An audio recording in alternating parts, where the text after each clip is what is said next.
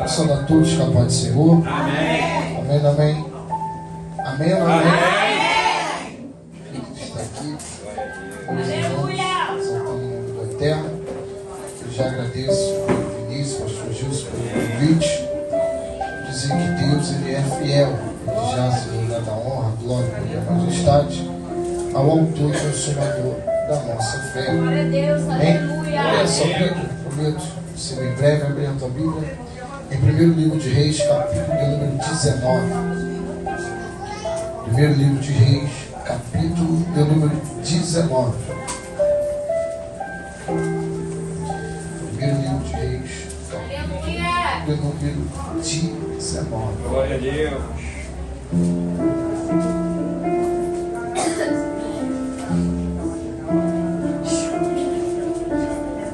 A partir do versos 1 em diante.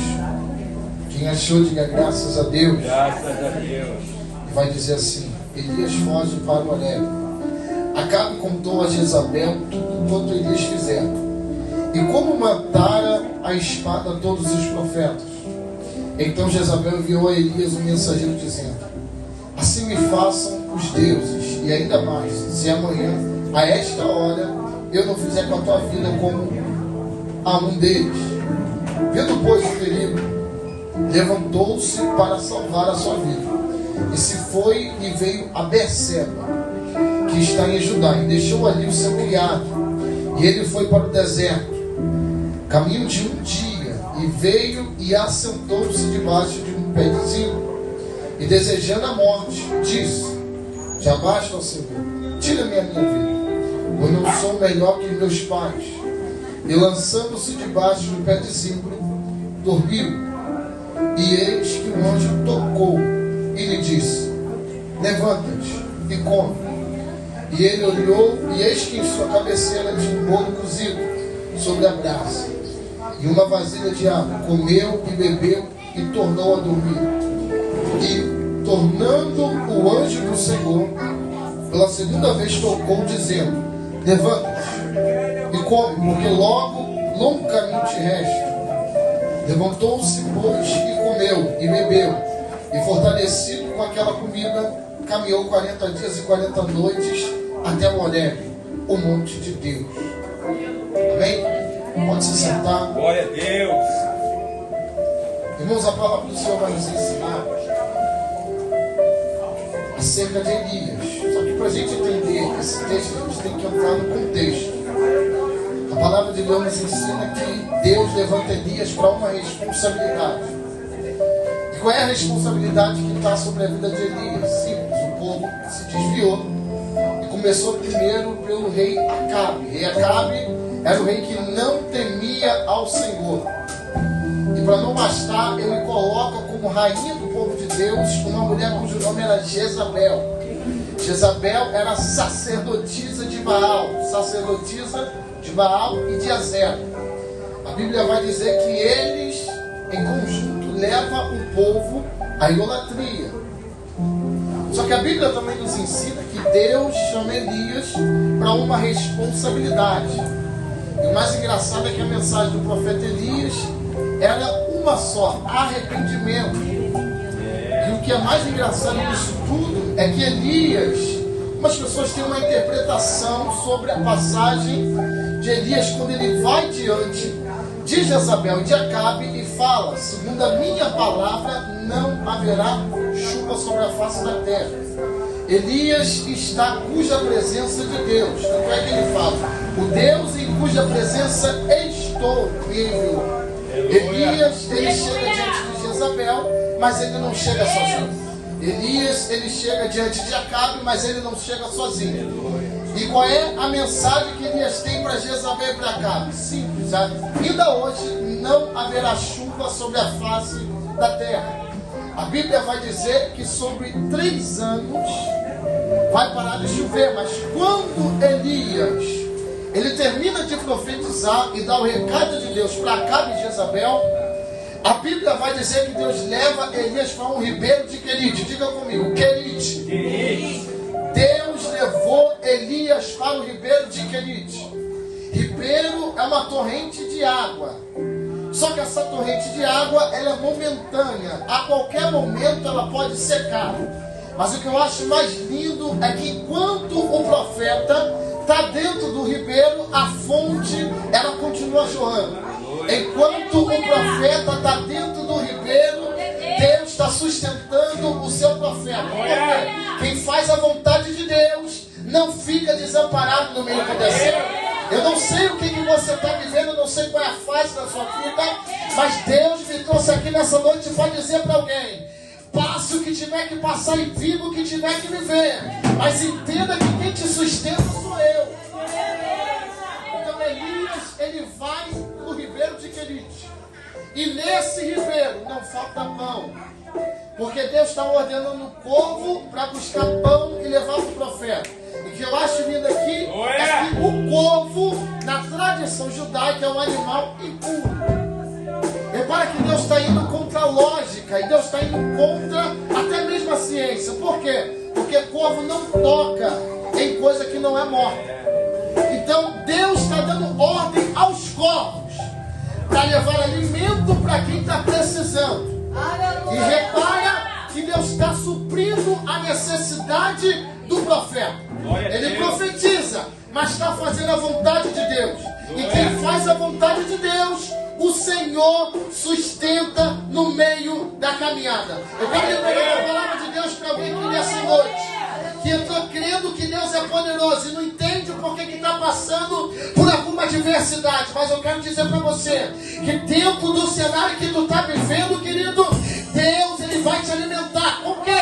Com pão e com água. Com pão e com água. Eu quero te dizer que é a palavra de Deus que me sustenta e te sustenta. O pão representa a palavra de Deus. Se não fosse a palavra, tu não estaria aqui. Levanta a sua mão e começa a exaltar o nome do Eterno, porque é a palavra de Deus que te mantém de pé, filho. É a palavra de Deus. Se não fosse a palavra, tu não estaria aqui para contar a história. Deus está dizendo para pessoas aqui: ei, nos seus momentos de crise, lembra que é a palavra que te mantém de pé. Nos seus momentos de dificuldade, lembra que é a palavra que te alimenta. É a palavra que te alimenta. Glória a Deus. Então Elias está sendo sustentado por Deus. Só que vai chegar um momento é que o ribeiro se seca, porque ribeiro não é para ser permanente. Ribeiro não é lugar do profeta ficar estacionado.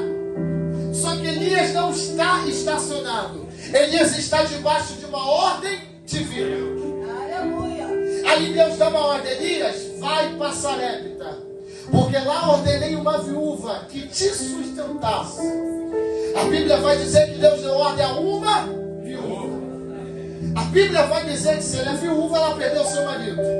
Só que a Bíblia também me revela que ela tem um filho. E quando Elias aparece para ela declara logo a sua necessidade. Porque Elias fala: mulher, faz um bolo para mim. Ela fala assim: Senhor, eu estou catando alguns gavetos, e lá eu só tenho um pouquinho de alimento dentro da minha casa, para eu e o meu filho comer e depois morrer. Só que Elias libera uma palavra de vida para aquela mulher. Qual é a palavra? Faz primeiro para mim. E isso aqui é algo interessante. Por quê? Porque o profeta representa Deus na terra. Então Deus está dizendo para aquela mulher: mulher, primeiro me coloca como prioridade. E qual é a palavra que está sobre a vida daquela mulher? A farinha na panela não vai se faltar. Deus vai tirar, Deus vai suprir de alguém que não tem, para sustentar quem está precisando. Deus está tirando de alguém que não tem e está fazendo um grande milagre. O primeiro milagre que eu entendo nessa passagem aqui, primeiro, Deus está dando condição para aquela mulher sustentar o profeta na terra. A mulher está sendo um canal na vida de Elias. E aí eu te faço a pergunta: tu tem sido um canal na vida do teu irmão? Meu pai. A mulher está sendo um canal na vida de Elias. E aí eu te pergunto: tu está sendo um canal na vida do teu vizinho? A mulher está sendo o canal, diminuiu glória. A mulher está sendo o canal da vida de Elias. E você está sendo um canal da sua congregação. Para Deus poder te sustentar, querido. Tu tem que entender que tu está debaixo de uma ordem divina. E qual é a ordem divina? Mulher, faz primeiro para mim. Que enquanto tu faz para mim, eu cuido da tua casa, eu cuido da tua família, eu cuido daquilo que é teu. Mas me coloca como prioridade. Aleluia! Porque esse é um dos principais mandamentos. Amarás o Senhor teu Deus sobre todas as coisas. E ao seu próximo combatir. Não tem como dizer que ama a Deus se não ama o próximo. Eu sei que a palavra é dura, mas mocotó também é alimento. Se alimenta dando glória. A Bíblia vai dizer que o milagre acontece na casa dessa mulher. E Deus dá uma ordem para o profeta. E qual foi a ordem que Deus lhe deu? Elias, volta para ver Acabe. Elias volta para ver Acabe e marca um desafio. E qual era o desafio? Elias propôs um desafio para todos os profetas de Baal. Presta atenção. Todos os profetas de Baal e Acera. Aonde? No Monte Carmelo. Grava esse nome. Monte Carmelo. A Bíblia vai dizer que Elias lhes propõe um desafio. E o que eu acho mais engraçado é que Elias está debaixo de uma direção. E Elias fala: o Deus que responder com fogo, esse é o Deus verdadeiro. Glória a Deus. E no capítulo de número 18 a gente consegue enxergar que Deus dá uma ordem para Elias. E Elias cumpre a ordem que Deus deu. E a Bíblia vai dizer que os profetas de Baal e de Acera se cortavam, se mutilavam até o dia seguinte. E nada de Baal responder. O que eu acho mais lindo é que Baal significa Senhor, mas é um Senhor que não responde nada. Baal é o Deus da fertilidade, mas não fertiliza nada. Os camaradas estão se cortando até o dia seguinte. E a Bíblia vai nos ensinar que ele tem boca, mas não fala. Tem ouvido, mas não ouve. Tem nariz, mas não sente olfato. Por quê? É um Deus de mentira. A Bíblia vai dizer que eles fizeram isso até o dia seguinte. Ao ponto de Elias zombar e falar: grita mais alto, ele é o Deus, vai ver se está descansando. A Bíblia vai nos ensinar, irmão, que quando chega a vez de Elias, a primeira atitude que Elias toma, presta atenção, a primeira atitude que Elias toma é restaurar o altar que está quebrado. Primeiro Elias toma uma atitude. Qual foi a atitude? Restaurar o que se quebrou. E para não bastar, ele manda encher 4 calhas de água e enche o altar. Só que antes disso, Elias tinha dado uma ordem para eles. E qual foi a ordem? O Deus que responder com fogo, esse é o Deus verdadeiro. Mas só que Elias também fala para eles não colocarem fogo por baixo. Por quê? Os profetas de Baal tinham costume de enganar o povo. E qual era o engano? Eles colocavam fogo embaixo e falavam que era Baal que estava respondendo. Há uma diferença entre o fogo de Deus e o fogo de Baal. Porque para o fogo de Deus se manifestar primeiro, tem que estar com o altar restaurado. Não tem como ter fogo de Deus se o altar estiver quebrado. Aí pegou isso aí, hein? É por isso que Elias toma uma atitude. Qual foi a atitude? Restaurar aquilo que se quebrou. Deus está falando com pessoas aqui. Eu quero que você tome uma atitude. E qual é a atitude? Restaura aquilo que foi quebrado. Aleluia! Quando fala de altar, está falando de vida. E Deus não se manifesta aonde está quebrado. Glória a Deus! É difícil dar glória, mas é a Aleluia! A Bíblia vai dizer que Elias não precisou se mutilar. Elias não precisou fazer muito esforço.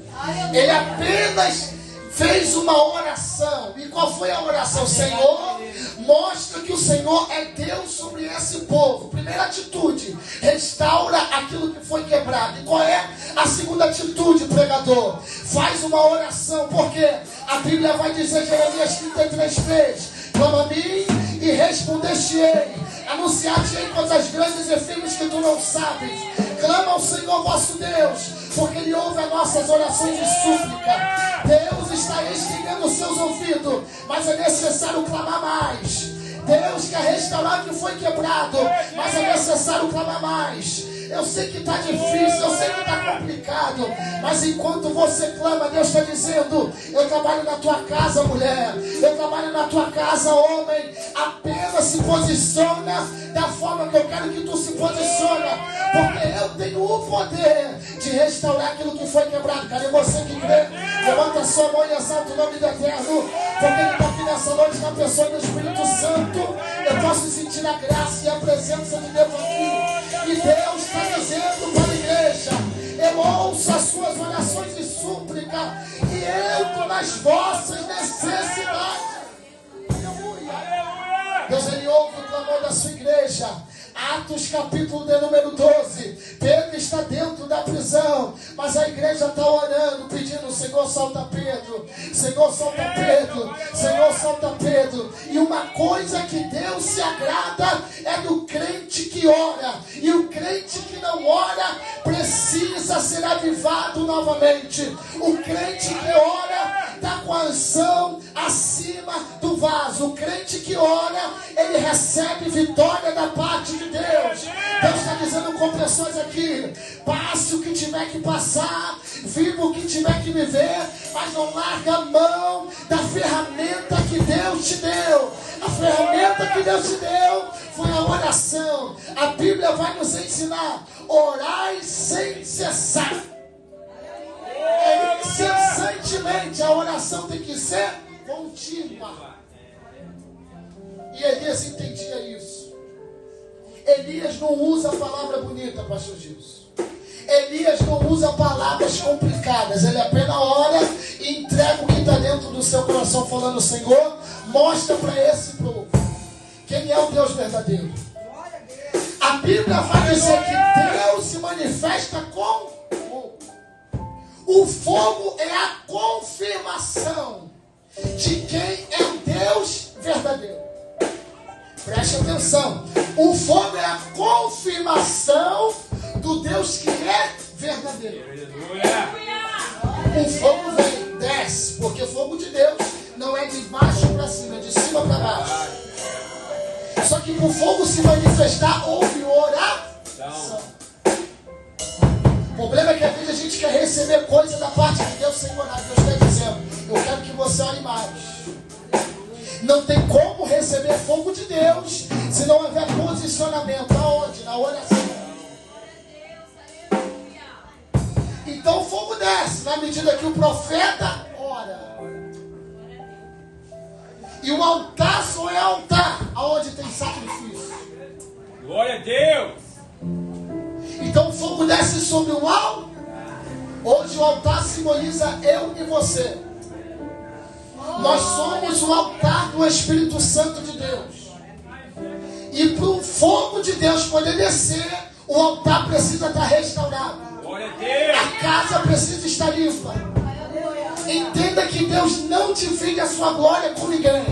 É, Jeová, aleluia. Eu sei que a palavra é dura, mas é a palavra que alimenta. Aguenta dando glória a Deus. Aleluia.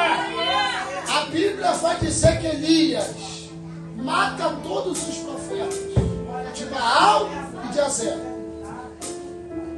Porque diante da verdade, a mentira ela é exposta. E uma vez que a verdade é exposta, a mentira tem que cair por terra. Glória a Deus. A Bíblia vai nos ensinar que Deus dá uma ordem para o profeta Elias, vai. Só que no meio do caminho, a Bíblia vai dizer que Elias começa a ter um desânimo. Por quê? Ele recebeu uma ameaça de Jezabel. E qual é a ameaça? Assim como você fez com os profetas, eu vou fazer com você. É, Elias pede a morte para Deus, fala: Senhor, não estou mais aguentando. Só que é necessário a gente observar o contexto. Elias foi alguém que profetizou a seca. 3 anos e 6 meses não houve chuva sobre a face da terra. Elias foi alguém que foi sustentado por alguém que não tinha, mas Deus é o dono da providência. Glória a Deus. Elias foi alguém que fez fogo cair do céu por causa da sua oração. Mas chega um momento da vida de Elias em que ele se encontra desanimado. Porque o fato dele ser profeta não isenta ele de passar dificuldade. A Bíblia vai dizer que Deus pega. A primeira atitude de Deus é alimentar o físico do profeta, mostrando que Deus cuida do profeta em todos os momentos da sua vida. E o outro alimento que Deus dá é pão e água. Reparou que dentro disso tudo, o que está mantendo Elias de pé ainda continua sendo pão. Reparou que dentro disso tudo, o que mantém Elias aceso ainda é o pão. Aleluia! Ainda é a água. E Elias está debaixo do pé de Zido dizendo: Senhor, já basta. Eu estou cansado. Eu estou fadigado. Mataram todos os profetas e só eu restei. E qual é a ordem de Deus? Elias se alimenta, porque muito longa é a sua caminhada. Elias se levanta, porque muito longa é a sua caminhada. Deus está falando com pessoas aqui.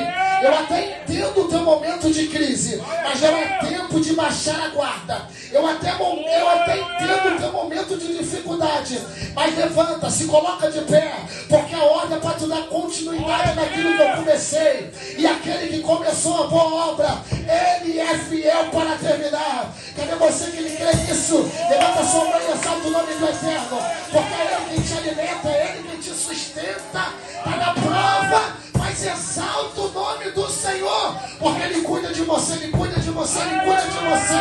É Ele quem te sustenta, e Ele está dizendo: Elias, eu conheço a dor que tu está passando, mas não é tempo de ficar prostrado. Aleluia! É tempo de dar continuidade àquilo que Deus começou. Aleluia! Tem luta, tem dificuldade, mas maior é aquele que chamou Elias. Eu tenho uma palavra de Deus para gritar para alguém aqui hoje. Maior do que a luta que tu está passando é o Deus que te sustenta a passar por essa luta. Maior do que a prova que tu está vivendo é o Deus que te sustenta para passar por essa prova. Ele na raçulha, aquela banda raça. Deus está dizendo para pessoas aqui: eu não vou te tirar do deserto, mas uma coisa eu te garanto: nesse deserto que tu está vivendo, eu sou o pão que te alimenta, eu sou a água que te mata a tua sede. Eu não vou te tirar do deserto, mas eu te sustento na terra. Aleluia! Porque às vezes nós queremos que Deus nos tire do deserto, mas deserto é lugar de aprendizado. Deserto é lugar de tete a tete com Deus. Deserto é o lugar onde Deus revela o que está dentro do nosso coração. Te prova na Bíblia. Quando o povo sai do Egito, vai para um deserto. 40 anos o povo murmurando: no Egito era melhor, porque no Egito a gente tinha carne, no Egito era melhor, porque no Egito a gente comia bem, vestia bem. E qual era a coisa que Deus revelou que estava dentro do coração do povo? O Egito. O Egito revela quem está no centro da nossa vontade. Se é Deus ou o Egito. E Deus dá uma ordem para o profeta Elias: se alimenta, levanta, não é tempo de ficar prostrado. Elias vai em direção ao Horebe, monte de Deus. E mais uma vez Elias está desanimado.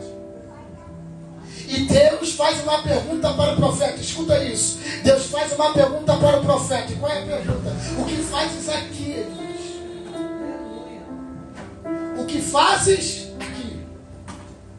Isso mostra que Elias não estava sozinho dentro daquela caverna.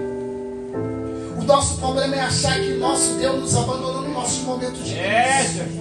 E o Espírito Santo de Deus está dizendo para alguém que eu não te desamparei. Glória a Deus. Eu não te deixei só. Mas a palavra é uma só. Permaneça firme e dê continuidade naquilo que eu tenho na tua vida. Glória a Deus. Eu não te desamparei e não te deixei sozinho. É tempo de dar continuidade naquilo que Deus começou. Glória a Deus. Aleluia. E Deus coloca o profeta de pé. A Bíblia vai dizer que veio o terremoto, Deus não estava no terremoto. Veio a chuva, Deus não estava na chuva. Veio o vento, Deus não estava no vento. Veio o fogo, mas Deus não estava no fogo. Veio uma voz branda e suave, dizendo: o que fazes aqui, Elias? E Deus dá uma palavra para Elias. E qual é a palavra? O que fazes aqui? E Elias fala: Senhor, mataram todos os seus profetas e só eu permaneci vivo. Elias então tem um diálogo com Deus. E dentro desse diálogo Deus revela: Elias, tu não está sozinho. Ainda tem 7.000 que não dobraram o seu joelho para Baal. Ainda tem 7.000 que permanecem fazendo a diferença. Ainda tem 7.000 que não se dobraram ao sistema. Elias come e se alimenta, porque muito longa é a tua caminhada. Elias, tu acha que tu está sozinho nessa situação, mas ainda tem 7.000 que não se dobraram para Baal. Repara que Deus está dizendo: Elias, eu estou contigo, mas vou levantar pessoas para dar continuidade àquilo que eu comecei na tua vida. Eu quero profetizar algo de Deus para a sua vida nessa noite. A tua casa vai dar continuidade, a tua família vai dar continuidade, o teu marido vai dar continuidade, a tua esposa vai dar continuidade. Eu sinto a graça de Deus aqui e o peso dessa palavra. Levanta a sua mão e exalta o nome do Eterno.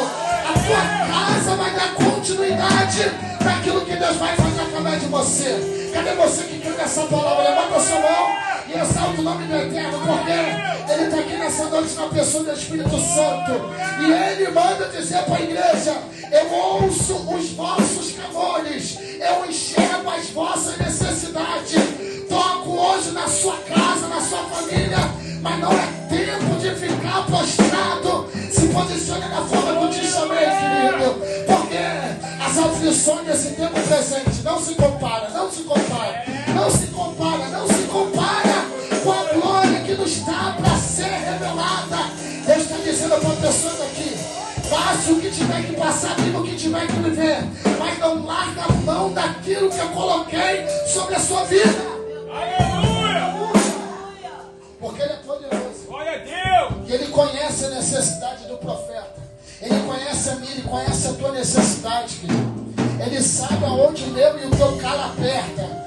Ele sabe a situação que nós estamos vivendo. Ele sabe o cenário que estamos enfrentando.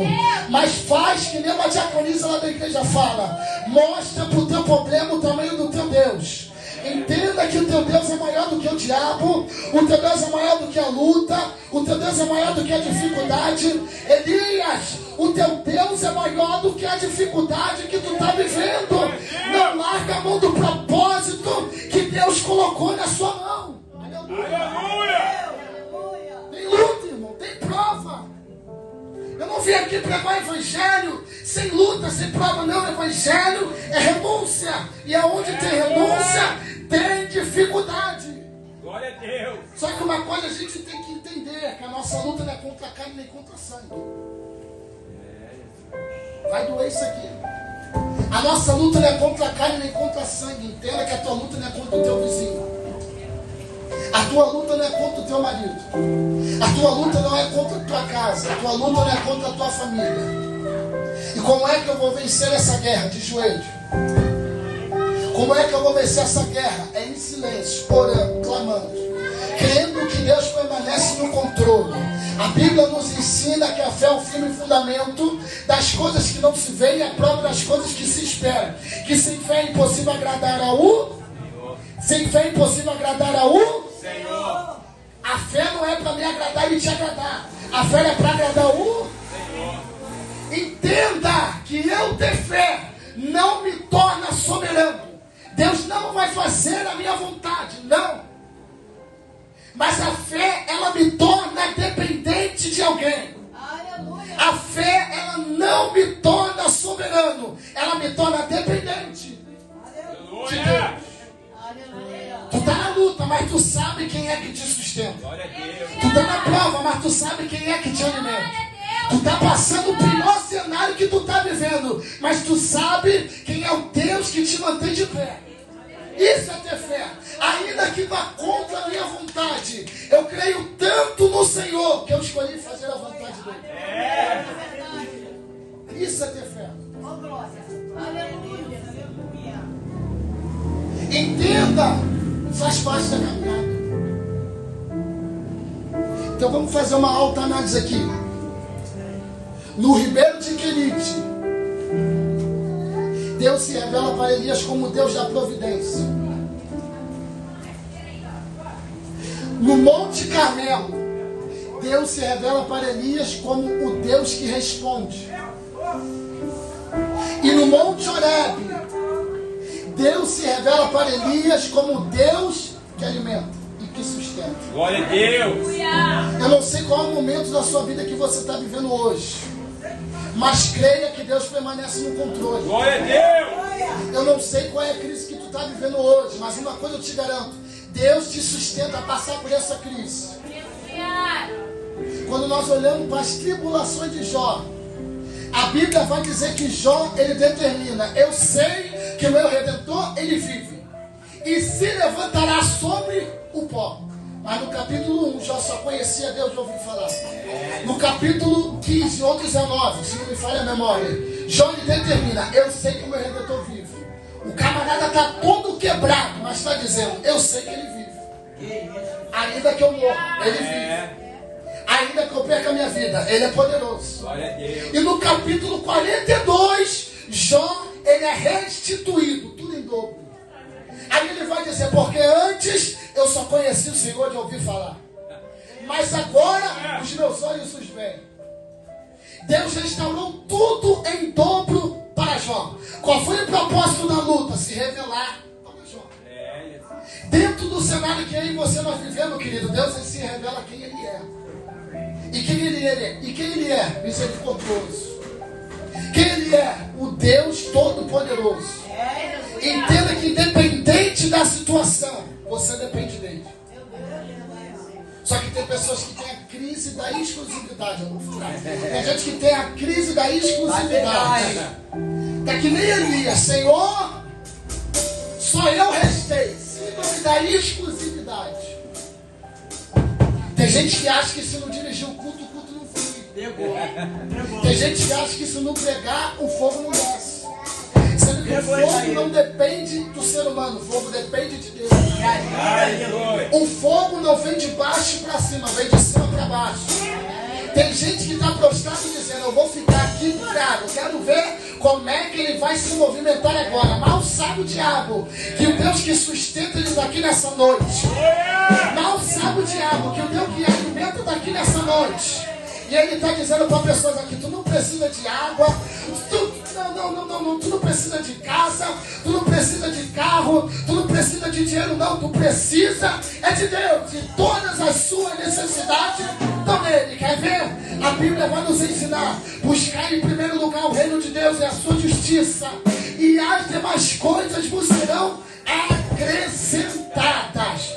Deus, ele quer um povo que adora ele em espírito e em verdade. Em espírito e em verdade. Porque Deus está procurando os verdadeiros adoradores. Cadê você? Que adora o Senhor em espírito e em verdade. Está na luta, mas está adorando. Está na prova, mas está exaltando. Está na dificuldade, mas está glorificando. E Deus, ele está dizendo: enquanto você fizer a minha vontade, eu vou cumprir as promessas da tua vida. Aleluia. Mas tem que fazer a vontade de Deus. Coloque de pé. Coloque de pé. Entenda que para Deus se revelar no céu, tem que haver um posicionamento